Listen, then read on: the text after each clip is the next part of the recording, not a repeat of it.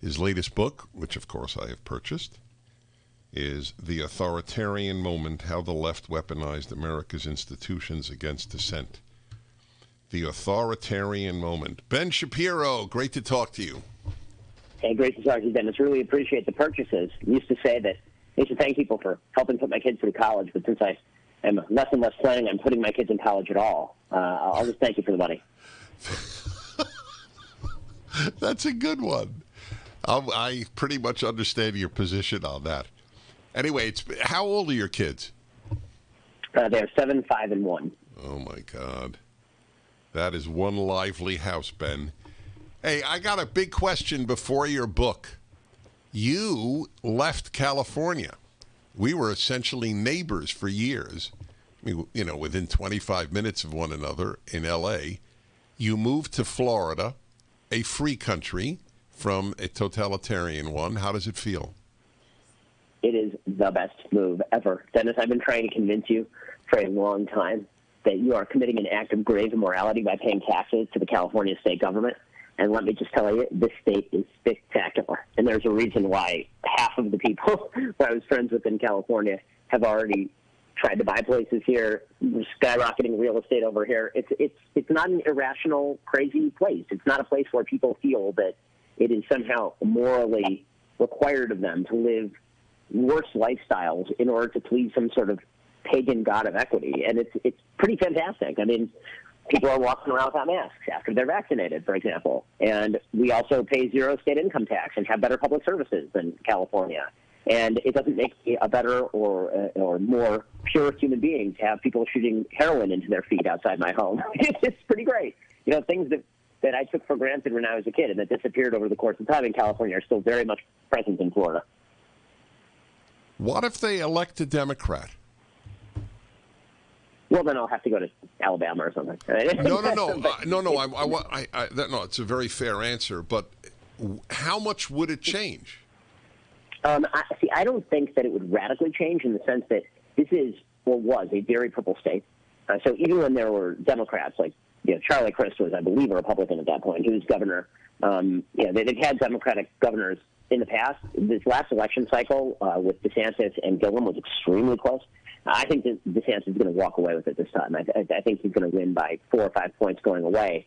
The state has gotten significantly more red over the past several years. Donald Trump won this state by about 100,000 votes in 2016. He won it by almost 500,000 votes in 2020. Wow. And that's because a lot of people are seeking a place that is not like the rest of the country, that still has a lot of cosmopolitan feel, because Miami's a big city, Fort Lauderdale's a big city, Orlando's a big city, and all those resources are available. But you don't get along all the baggage. So a lot of people, this is also one of the things people in Texas are worried about, don't California my Texas and all of that. The people who are moving out of California, typically speaking, are much more red than the general population of California. And the same is true in New York and Connecticut. When people decamp to Florida, they're doing so generally for a reason. So not to make it blue. No, I think that there was a study recently that came out that showed that Florida's immigrant community actually had made the state about 1% more red over the course of the last 3 years. Wow. So your book, The Authoritarian Moment, which is, it's almost depressing to even say the title of your book, that we're living in an authoritarian moment in the United States of America. By the way, again, folks, it's up at DennisPrager.com, and anything Ben writes is just obligatory reading. And as I said, I've just purchased it myself. By the way, do you read the Audible? Yeah, I do. So this will be the only Audible that I won't increase the speed on. Exactly. You don't need a 2-time speed on the Audible. No. Not even 1.3. So I'm curious, do you think the authoritarian moment applies to the whole West?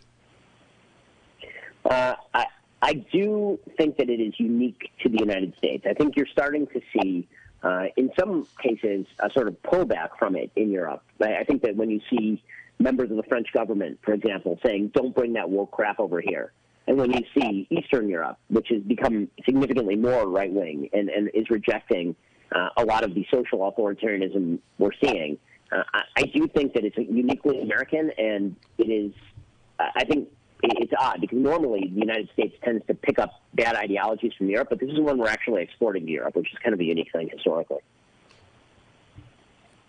Would you have written The Authoritarian Moment 15 years ago? No. I mean, I think that there were other problems in the country 15 years ago. But when I talk about how we're living in this sort of authoritarian moment, I don't mean that the government of the United States is fully authoritarian, controlling every aspect of our lives. I think that we're living in a time when our fellow Americans are increasingly embracing a sort of authoritarian mindset. And not only that, I think that they've mainstreamed that and mainlined that into institutions of power. I start off the book by talking about the kind of myth of January 6th that's been created in the mainstream media, which is that January 6th was not a bunch of idiots and morons and people who were misguided invading the Capitol building to do harm to people because law enforcement was not there and staffed up in appropriate numbers, and then within a few hours everybody had been arrested and life went on as normal. That the left treated that as though that was indicative of risk to democracy on a serious level, that we were 5 minutes away from the entire democracy being overthrown, and therefore all of their opponents need to be silenced. I think that that January 6th is a really good Rorschach test for where you think the authoritarian threat is coming from. Is the authoritarian threat coming from people who are misguided, misinformed, and idiotic, doing things with no institutional support, or is the authoritarian threat coming from major institutions of power, which in response to January 6th decided to, for example, deplatform Parler or pressure social media companies into tossing Donald Trump and banning quote-unquote misinformation, or companies that were forced to relocate their activities from red states and defund Republican politicians, or educational systems that have crammed down particular points of view on students. The thing that I'm pointing to in the authoritarian moment is that all the major institutions of our society have been weaponized against people who think not like the mainstream left. And this is a serious danger. It's a real danger because that only ends one of two ways governmentally. One is that exact perspective gets mirrored in the government, in which case the government does become more authoritarian. And the other is that there's a really ugly backlash that is not classically liberal in any serious way. And I don't think any of that is good for the future of the country. That's right. So everything has been weaponized. Is there? So I think, for example, of the NBA, right?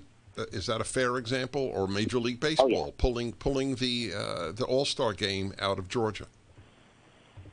Exactly. So every single area, what the book does, it goes chapter by chapter, it picks a different institution, and it explains not only that it has been weaponized, but how it has been weaponized. And so if you're looking at entertainment, the attempt to take neutral spaces and then politicize those spaces, and then declare that if you refuse to go along with the politicization, it is you who you are somehow morally derelict. If you turn off the NBA because you don't wish to see Black Lives Matter slogans festooning the court, all you want to do is watch basketball, this means, of course, that you are implicitly racist, and it is you who are the problem. You morally lack. When you look at the institutions ranging from the perversion of science, the scientific institutions of our country, to the media, which obviously has been renormalized, what we've been watching over the period of time is a very small group of very mobilized and aggressive radicals who basically cowed the rest of the country into silence. And this is where I think the hope lies, is that there will be a majority that eventually stands up and says no. But what the studies tend to show is that all it takes in order to, quote-unquote, renormalize an institution is about 20% of the population of any institution aggressively insisting that its point of view be listened to. Most people are conflict averse, and so if they're in the middle, or if they don't really have a strong perspective, they tend to just cave to that 20%. And you can see it in institution after institution. Like, where exactly were the NBA owners when all this was happening? Why? And some of those NBA owners, by the way, I'm sure are conservative. Where were the NBA owners saying, you know what, I think that we'd be better off not, for example, turning the NBA into a political product? Well, the answer is that they were too busy caving to the Players Association and too busy caving to the media to do anything. You see this with mainstream corporations. I think a lot of, particularly in the last couple of years, a lot of conservatives have been shocked to see corporations. All right, we'll continue, Ben, with the corporations. I want to remind everybody, and I'm sure you'll be happy I do, as you should be, because it's another wonderful book. And it is The Authoritarian Moment by Ben Shapiro, up at DennisPrager.com. It's being published tomorrow. We'll continue.